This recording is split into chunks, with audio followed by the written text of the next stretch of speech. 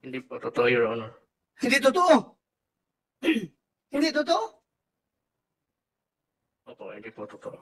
Paano ka na may kulong? Nakakulong ka na dito. Yung sabi ng informant ko, madami pong matatanda na nakalibing din sa Barangay Siring Cemetery.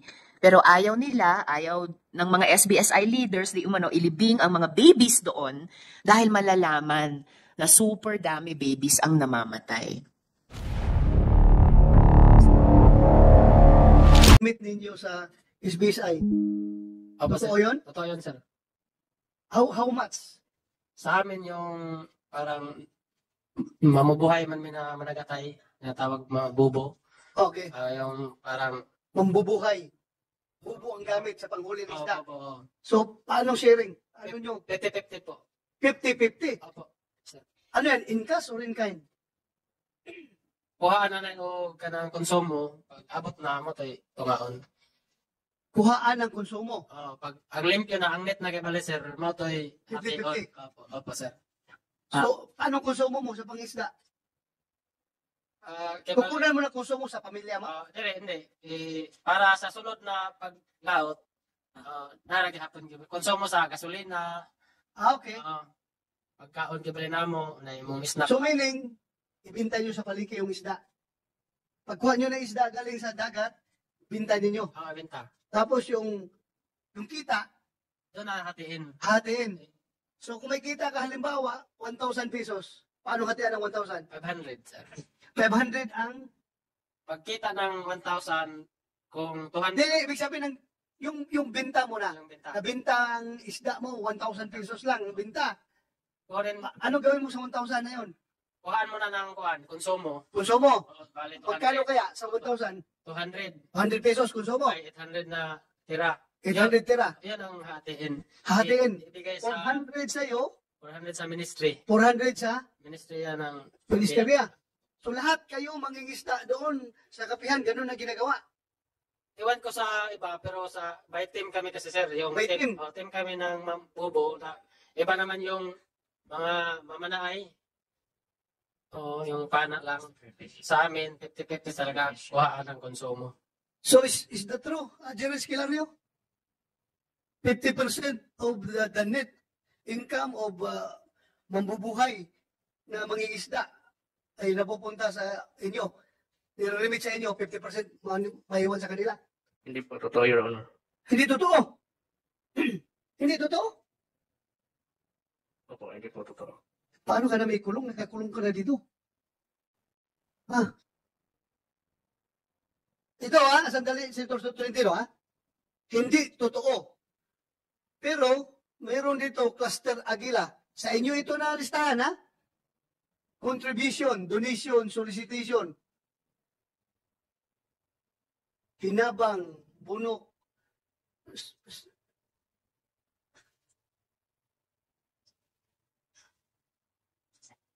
Paano magsusurvive ang SBSI kung walang napupunta sa inyong pera? Paano kayo nakakagastos ng milyon-milyon? Nag-join kayo ng festival sa Sinulog Festival. Nag-champion kayo doon sa Cebu. Pumunta pa kayo ng Korea. Saan nyo kinukuha yung pera na yan kung hindi kayo automatic na dideduct sa mga income ng inyong members? Your Honor, yung makasagot po ay si Lord Ma'am. Okay, kasi presidente ka Presidente ka, tapos hindi ka makasagot sa mga tanong. Sige, Mamert, go ahead. Your Honor, please, I do not, hindi naman ako kaparte ng mga fishermen. Hindi ko alam kung anong mga conditions nila. Pero, sinabi mo na, the last time around, na gumasto kayo ng milyon para lang mag-join ng Sinulog Festival. Am I correct? Yes po. Yes, Your Honor. So, nasaan nagkagaling yung ginastos nyo na milyon-milyon? Marami naman kaming sources, Your Honor. Like what? Ang nalaman ko, yung mga fishermen sa amin, parang co-op yun sila. Meron na kami buy and sell. Sandali. Saan galing yung pera na ginasta niyo doon sa inyong pag-join ng Sinulog? Saan po milyon-milyon ginastos nyo?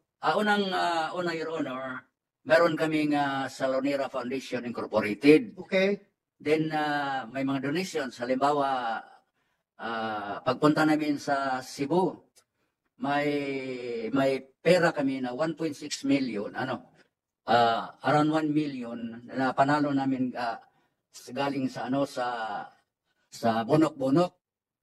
At marami namang mga donations din. Halimbawa, nagdonate sa amin ang city government, ang barangay namin, barangay Siring. Another one is, although may inuutang kami, pero pagbalik namin, bayad na yan kasi binigyan kami ni Governor ng 1 million na parang premyo. At saka may tumulong din sa amin na... I-atras ko yung question.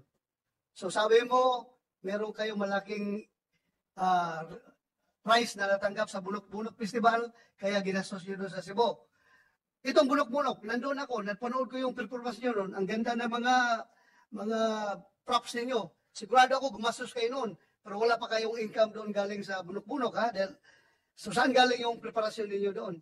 Meron kaming other income. Another one is mga donations from friends or even from the members. For example, mayroon kaming mga tulad po sa akin, tulad po kay Karen.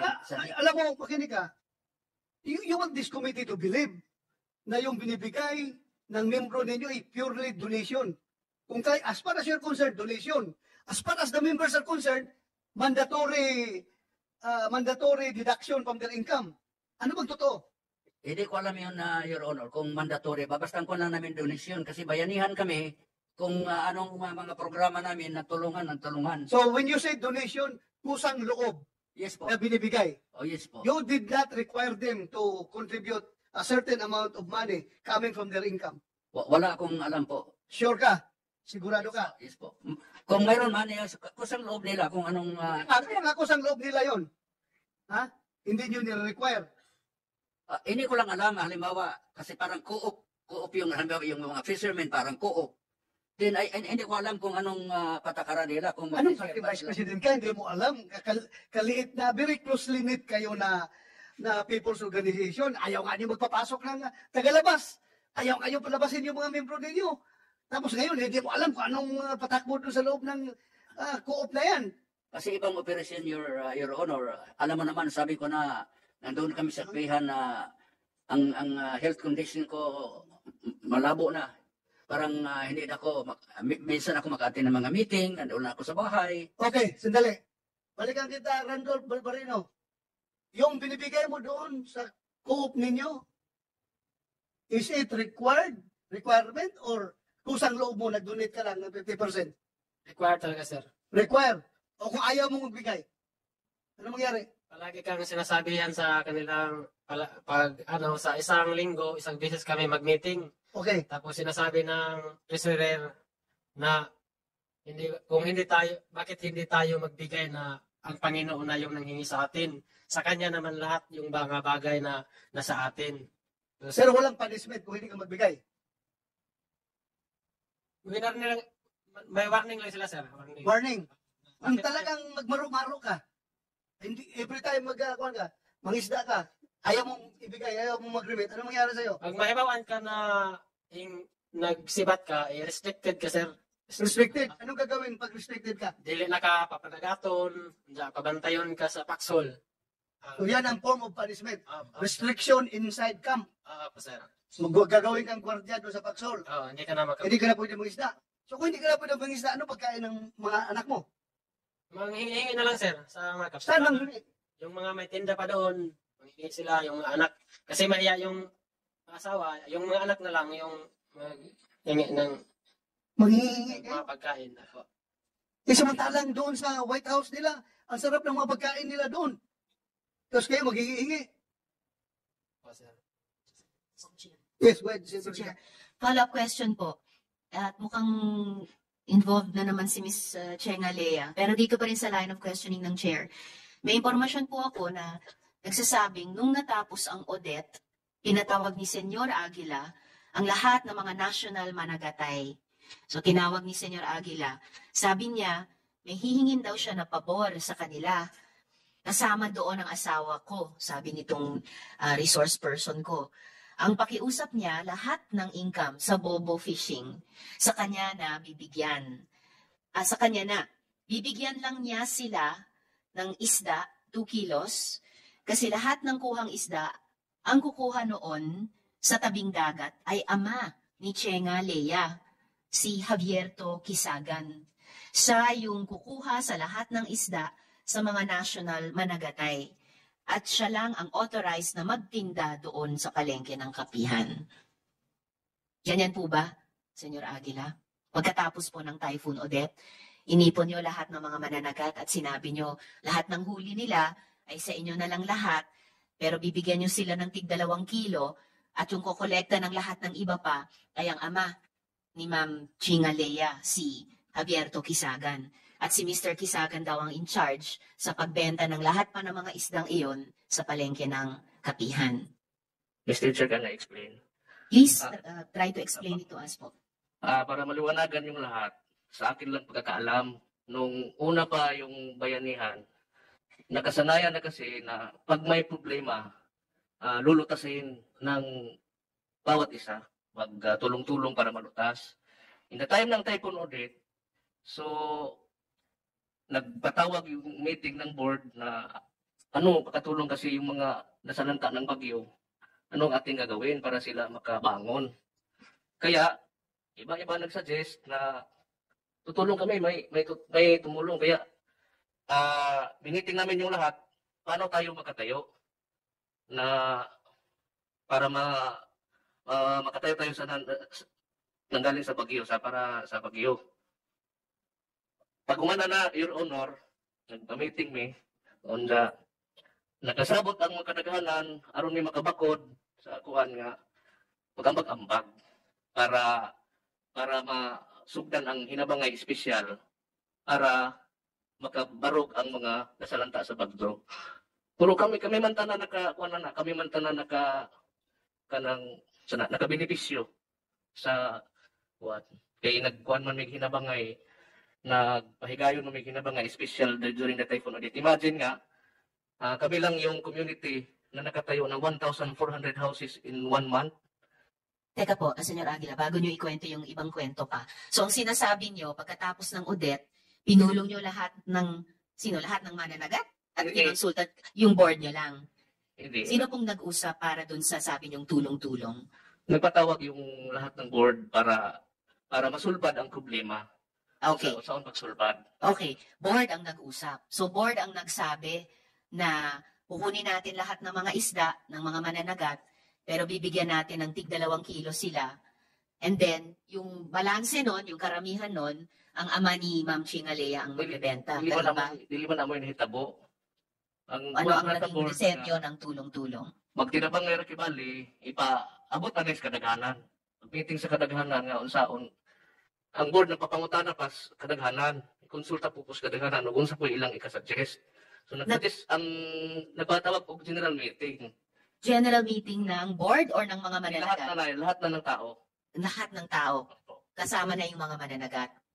Oh, kasama na lahat, mga panday, mga kuan. Ang panday lahi po ng rolyo, mapanday po sa mga kaning naguban ng bahay. Sige, bago pa yung ibang sinasabi niyong pinag-usapan na tulong-tulong. Huwag muna yung mga panday. Pag-usapan natin yung mga mananagat kasi mananagat si Sir Randolph. Ang sabi pa nung informant ko, problema, may punishment. Pag hindi pumayag na ibigay lahat ng isda sa ama ni Ma'am Chinga Lea, bukod sa tig 2 kilo ang bawat mananagat. At yung punishment ay bawal ka ng mangisda. At sa foxhole ka lang. Parang katulad nung sinabi ni Sir Randolph kanina, yung punishment ay sa foxhole ka lang at bawal kang makababa sa patag. So ganyan po ba yung pinag-usapang punishment nung Hindi, board? wala pong punishment. Walang punishment. So pero paano nyo in-enforce yung pinag-usapan ng board na sabi nyo, kinonsulta nyo sa lahat, pati sa mananagat, paano nyo in-enforce na lahat ng isda nila ay sa inyo, ibebenta ni ama ni Ma'am Chinga Lea bukod sa tig 2 kilo sa bawat mananagat? Ang ngayon na ito po, ma'am, ang kadtong managatay nga meeting sa kuan na unsaon man nga ang mga tao ilagikan man gud na apektahan sa bagyo. nga nakalisod kay ang mga managatay tungod kay gikas bawod dili ka panagat unsa kuan unsa man nato nga makasud-an pod sila. Unang meeting ni para masulbad sa board. Una nga nakahukom, naka-suggest ang mga managatay nga magtinabangay ka, mag-ambag-ambag ta. Para Sige. ikasud-an sa atong mga kuan kay kuan mo gud may diha ang